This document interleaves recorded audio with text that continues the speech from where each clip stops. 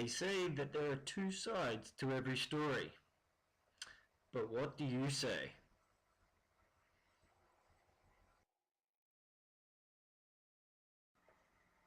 So, why study video games? Well, some teachers, parents and students might ask why we should study them.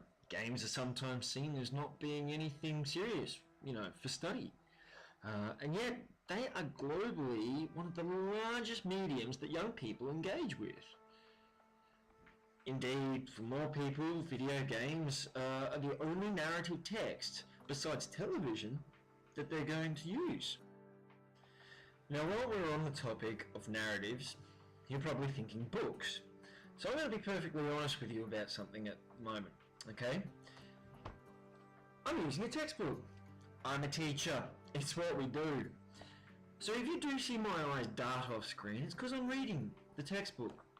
Now, they say that a linear narrative is gameplay that requires the player to progress through a predetermined sequence of events in a step-by-step fashion. My argument is this: where a narrative, a television show, a story, a movie, these linear narratives, we are disconnected from the storytelling. However, in video games, you with the controller, the keyboard and mouse, you interact. Now it's this interactivity which really, it doesn't make storytelling with video games black and white. You see what's on the screen behind us?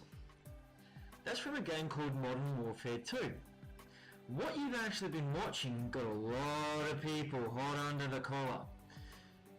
They didn't like what they were watching, playing, seeing, viewing over their child's shoulder, because at the end of the day what was happening was, as an undercover police officer, you were in charge of staying undercover by participating or not in the slaughter of innocent civilians.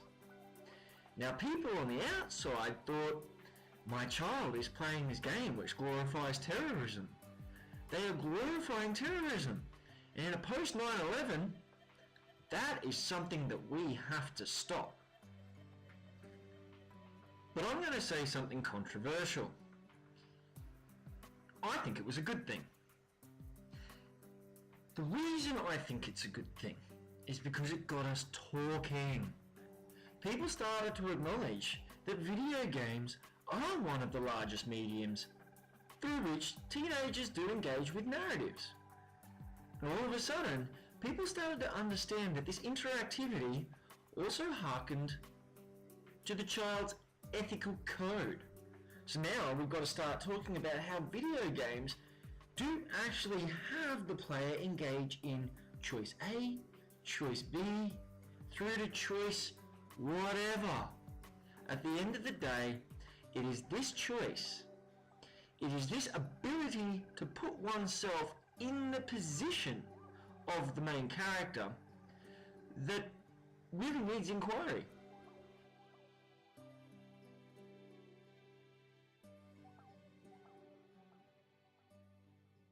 This next song that we're about to do is the most difficult song that we have.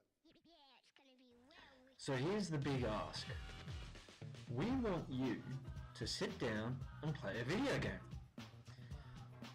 But whilst you're playing the video game, we want you to actually fill out a reflective diary. The way that your responses are going to be structured will require you to actually sit down after you've played the game, after you've taken a handful of notes on what you did during the session of gameplay. And what we want to know is what the game asked you to do, what you did, and the decisions that you made whilst playing the game. Why did you make them? Now, some of the framing for these questions will revolve around notions of morality and ethics. So you'll be wanting to quote people like Aristotle, Plato, Immanuel Kant. Okay, now all of these names will mean more to you as the unit progresses. But In doing so, we beg the question, how does literature and non-literary texts change the way we think?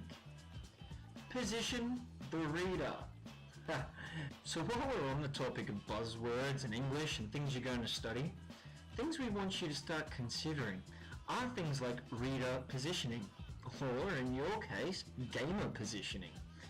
By the same token, we want you to concern yourselves with key terms like audience, context, identity, narrative, preferred reading, stereotyping.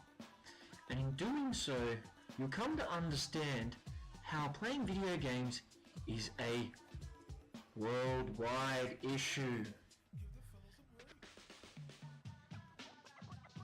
So that's some of the academics behind why we're studying what we're studying. But what I want you to now do is sit there and ask yourself, what wouldn't you do in a computer game? Hey, while we're on the topic, what wouldn't you do in real life? What do you call right and wrong? Do you think that it's right for us to say it's not okay for some people to do something or to see something? Do you think it's fine for a 4-year-old to watch an R18 plus video?